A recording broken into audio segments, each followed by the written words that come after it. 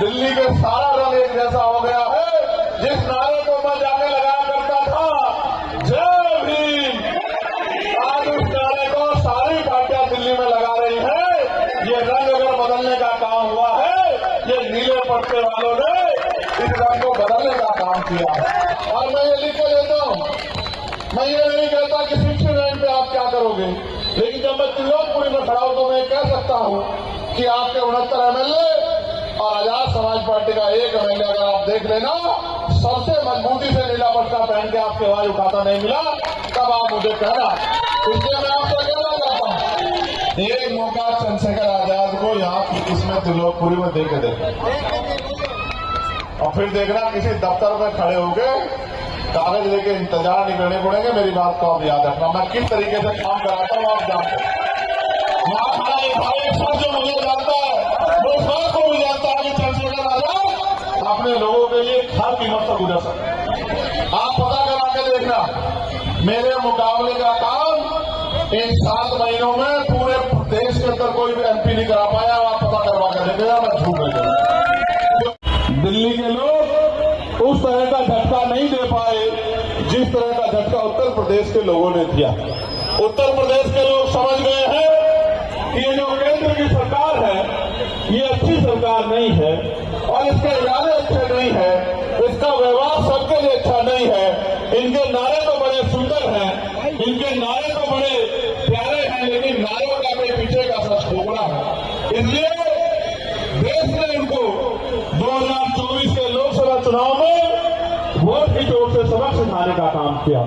जनता ने उनको सिखाया कि अहंकार अच्छा नहीं है, अहंकार का अर्थ निश्चित है, लेकिन क्योंकि हम दिल्ली में हैं, दिल्ली में आपने उसी सरकार को दूर रखने के लिए दूसरी सरकार को यहां मौका दिया। उस सरकार ने भी बहुत सारे वादे आपके साथ किए हैं, और उन वादों में वो कितना खरा उतरे हैं ये आप मुझसे बेहतर जानते हैं। मैं किसी को बुरा नहीं कहना चाहता, मैं तो बस ये कहना चाहता हूं कि वोट का अधिकार एक ऐसी शक्ति है जिस शक्ति के आधार पे आप जिसे चाहो आगे बढ़ा दो, कुर्सी में बिठा दो, और जिसे चाहे कुर्सी में उठा के जमीन पर पटक दो। जनता को बाबा साहब अम्बेडकर के संघर्षों से वोट की शक्ति मिली है।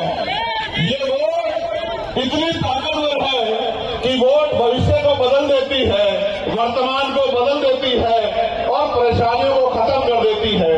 मैं तो आप देखते हैं लगातार संघर्ष में रहता हूं। दिल्ली में भी कई आंदोलनों का हिस्सा बनके जब जब हमारे भाइयों को जरूरत पड़ी, हमने उस लड़ाई को मजबूत करने का काम किया। और अब पार्लियामेंट के जरिए जो लड़ाई सड़क पर लड़ी जा रही थी, उसको हमने लोकसभा के पटल में भी जोर शोर से लड़ने का काम किया।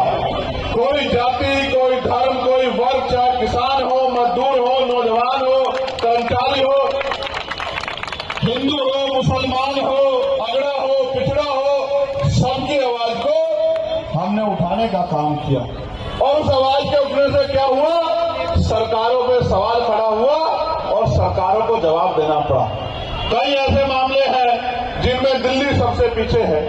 तो एक दूसरे पे आरोप लगाने से कुछ नहीं होगा, काम करने से बदलाव होगा।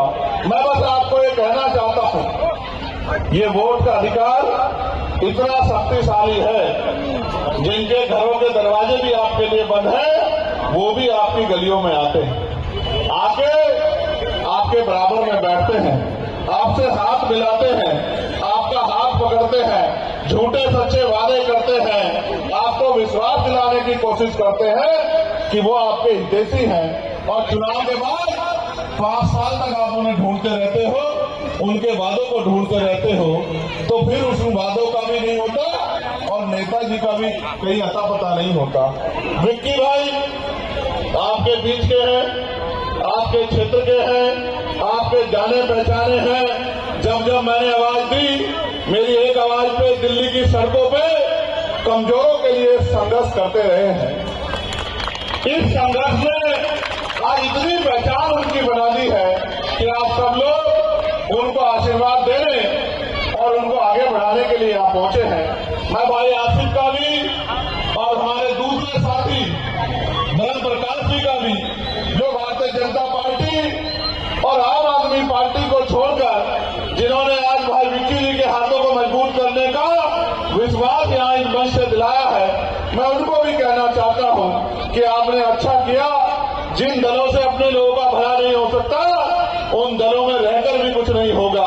मैंने कई ऐसे मामले देखे हैं कि सरकार का रुख हमारी तरफ कुछ और रहता है और अपने चहितों की तरफ कुछ और रहता है। आपकी समस्या का हल नहीं हुआ, आपकी समस्या जो कि तू है। और एक तो बीजेपी ने और आम आदमी पार्टी ने मिलजुल के एक ऐसा खेल खेला है कि वो कहते थे कि कच्ची झुग्गियों को हम लोग पक्का कर देंगे।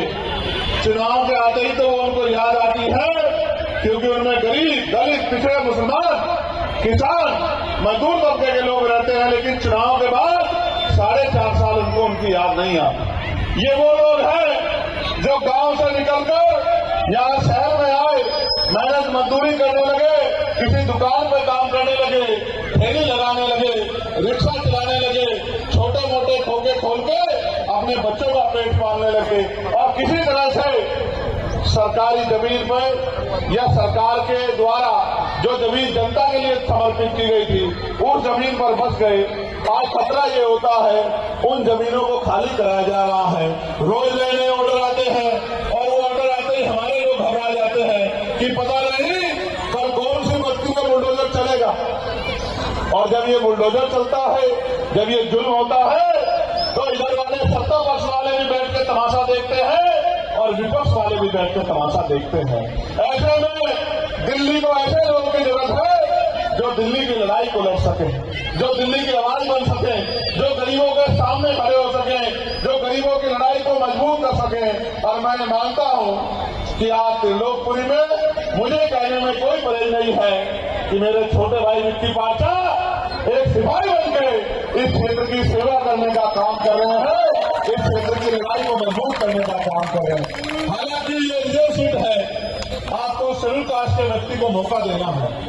शेड्यूल कास्ट में भी जब आप वोट डालने जाओगे तो आपको ये भी निश्चित करना है जिसको आप वोट दे रहे हो वो चुनाव के बाद आपको मिल जाएगा नहीं मिल जाएगा। चुनाव के बाद आप उसका हाथ पकड़ पाओगे नहीं पकड़ पाओगे। चुनाव के बाद जिस नियत से आपने वोट दिया है, क्या वो उस नियत पे काम करेगा नहीं करेगा।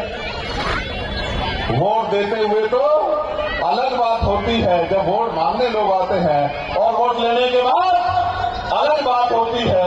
आप जानते हैं जब मैं नगीना में चुनाव लड़ रहा था तो बड़ी बड़ी पार्टियां कहती थी कि अकेला नौजवान क्या करेगा। और आज आप देखिए दिल्ली के सारा रंग एक जैसा हो गया है। जिस नारे को मैं जाके लगाया करता था जय भीम, आज उस नारे को सारी पार्टियां दिल्ली में लगा रही है। ये रंग अगर बदलने का काम हुआ है, ये नीले पट्टे वालों ने इस रंग को बदलने का काम किया है। आप सोचिए जब मैं अकेला आपकी इतनी मजबूत आवाज बन के दिल्ली में खड़े होकर संसद के पटल पे आपके ऊपर होने वाले जुर्म को रोकने के लिए और अपनी तरक्की के लिए सरकार से सवाल पूछता हूं, तो सरकार के लोग मुझे रोकने की कोशिश करते हैं। वो ये नहीं जानते कि मैं जो लड़ाई लड़ रहा हूं, वो लड़ाई तो सरकार को लड़नी चाहिए, क्योंकि उनके पास कुर्सी है। वो कुर्सी मेरे पास नहीं है।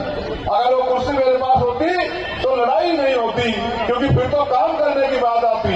ये सरकार बोलती कुछ है केंद्र की और करती कुछ है, और स्टेट की सरकार का हाल आपने ही देखा है। मुझे कोई कहने में परहेज नहीं है, कोई बचा होगा जो जेल नहीं गया, और जो बच गया है उसका नहीं पता कि अगली बार रहेगा जेल जाएगा। ऐसे में ये जिनके पैर फंसे हुए हैं, हमारे यहाँ कहा जाता है जो खुद शिकंजे में फंसा हुआ है वो किसी की क्या मदद करेगा।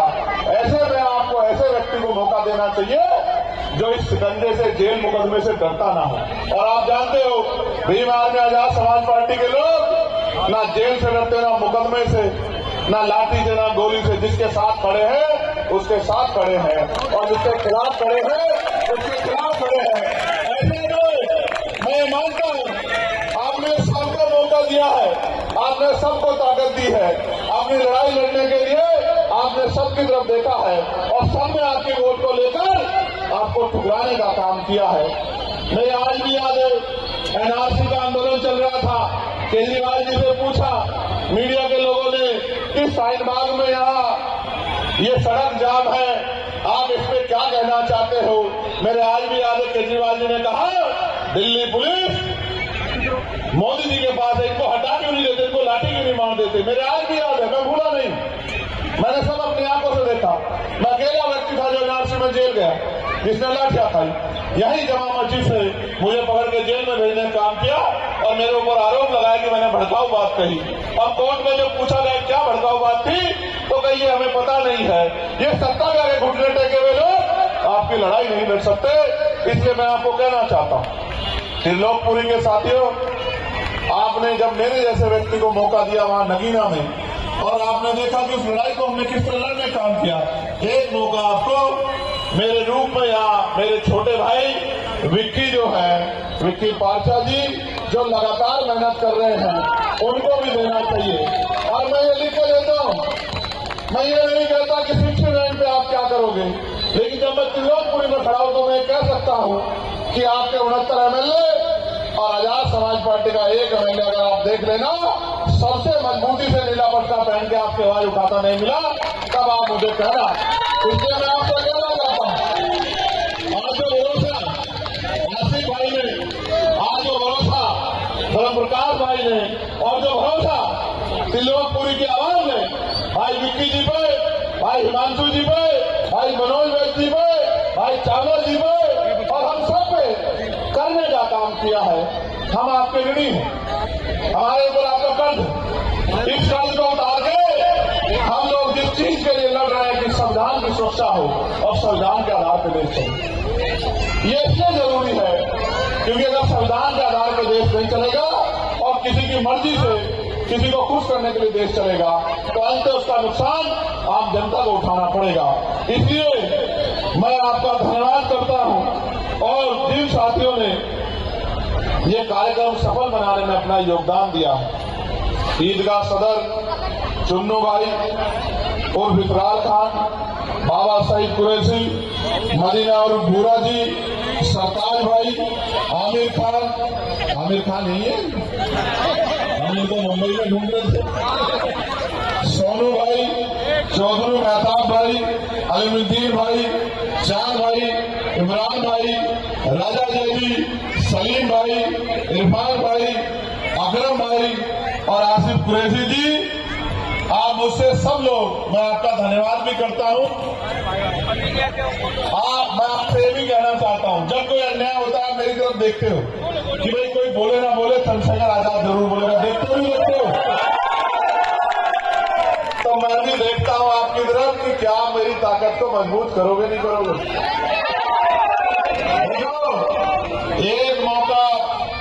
एक मौका चंद्रशेखर आजाद को यहाँ इसमें त्रिलोकपुरी में दे के देखा, और फिर देखना किसी दफ्तर में खड़े होके कागज लेके इंतजार नहीं करने पड़ेंगे। मेरी बात को आप याद रखना, मैं किस तरीके से काम कराता हूँ आप जानते हैं।